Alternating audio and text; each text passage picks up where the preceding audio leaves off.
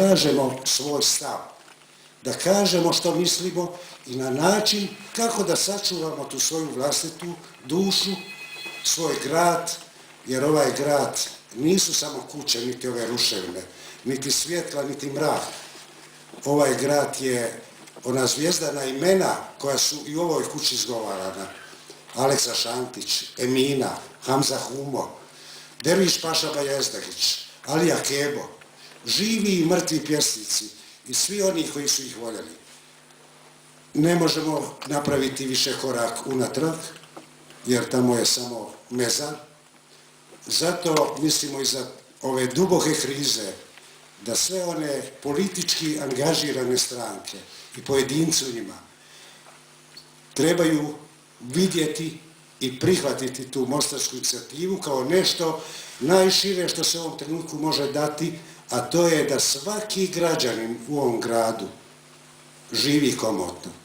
Da živi kao pravi čovjek, a ne kao neko ko je skitnica, ko je bez doma i kao mogući izbjeglica.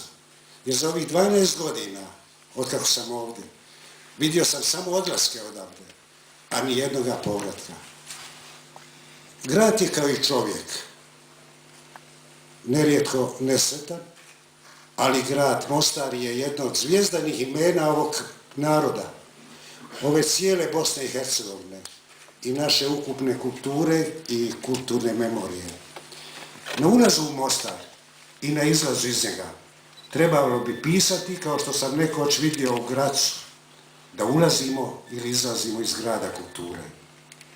Mostarska deklaracija se temelji upravo na svim spoznajama u Mostaru, zgusnutim, ali ona ističe i ono što je nepobitno i što, kao što se zločin ne smije zaboraviti, i to apostrofira među prvim svojim tačkama, da se demografska slika grada ne može uništeno nagrađivati, da onaj koji je to uradio ne može biti nagrađen, da onaj koji ratne ciljeve nije osvojio u ratu, da ih ne može sad dobiti na tanjuru i da niko nikada nema pravo tražiti halala od onoga koji je nekoga izgubio.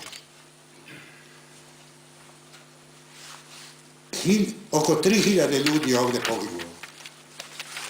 Više od 10.000 je prošlo kroz logore pa su litverovani u svijet.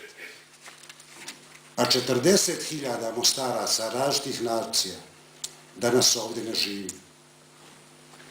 To se ne smije zaboraviti. I to se neće prepustiti zaboravu. Kažu nam političari, okrenimo se budućnosti, ne govorimo o prošlosti. Nema budućnosti bez prošlosti, bez iskustva, ali nema ni našeg života bez toga. Mi se odupiremo od ono što smo naslijedili, što smo obogatili i što smo dali viziju. Političari je rijetko imaju. Viziju čekamo od političara i čekamo da to instrumentaliziraju ono bitno što je u nama.